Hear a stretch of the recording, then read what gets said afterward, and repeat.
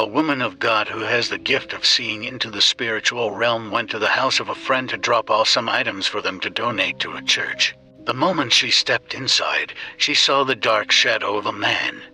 When she looked at him, he tried to attack her mind, whispering terrible things he intended to do to her. She left the house and called her friend the next day, explaining that there was a demonic presence in the home.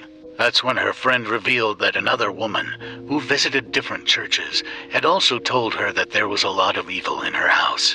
According to the woman, the presence was the cause of many conflicts in the home, and it was something she wouldn't be able to remove on her own. The woman advised her to seek help from someone who was also spiritually saved to cleanse and bless the house. Follow Jamaican True Stories.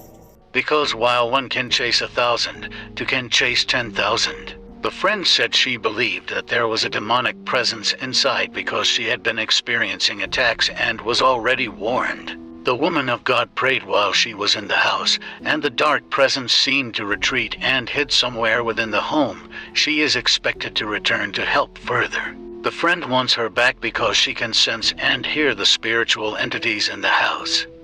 However, before going back, she plans to fast, repent, and pray to spiritually prepare herself. She feels certain that whatever is in the house is deeply evil.